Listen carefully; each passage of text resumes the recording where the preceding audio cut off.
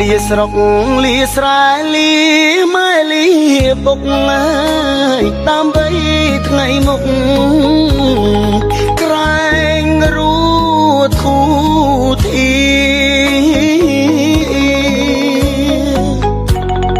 ទៅធ្វើពលកទាំងចិត្តរងាពលពីងថាលាទាំងទ្រូងស្ទើបែកញើយមកដល់ស្រុកគេនឹកស្រុកខ្មែរណាំងនឹកគុំនឹកផ្ទាំងដេកឈោទឹកភ្នែកការងារធ្ងន់ស្រាលខំមិនអល់ឯងព្រោះចង់ឃើញស្អែកជួបជុំគ្រួសារនៅលើលោកនេះអ្នកណាចង់ក្រចង់រួត្រដោវេទនាខ្លោចសា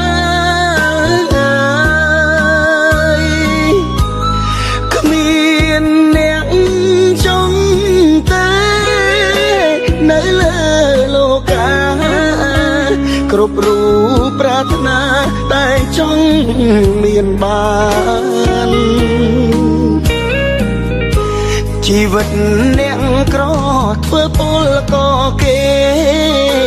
អ្នកមានតែងតែរួននៅសុខសាន្ត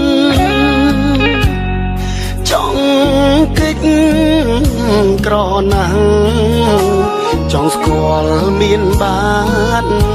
វាសនាជួយច្រើនបំណងខ្ញុំផងអើយ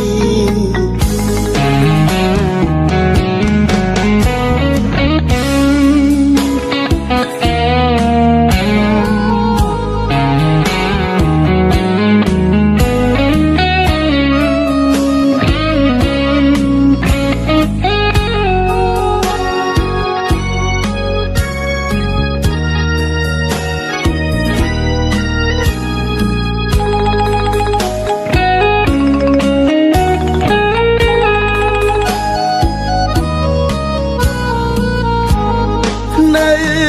លើលោកនេះអ្នកណាចង់ក្រចង់រួត្រដោវេទនាខ្លោចសាគ្មានអ្នកចង់តែនៅលើលោកា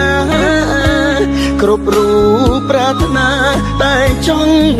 មានបានជីវិតអ្នកក្រ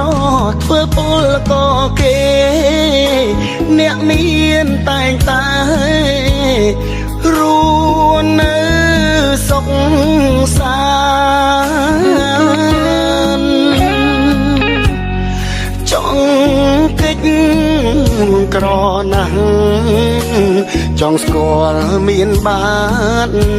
វាសនាជួយច្រើនបំណងខ្ញុំផង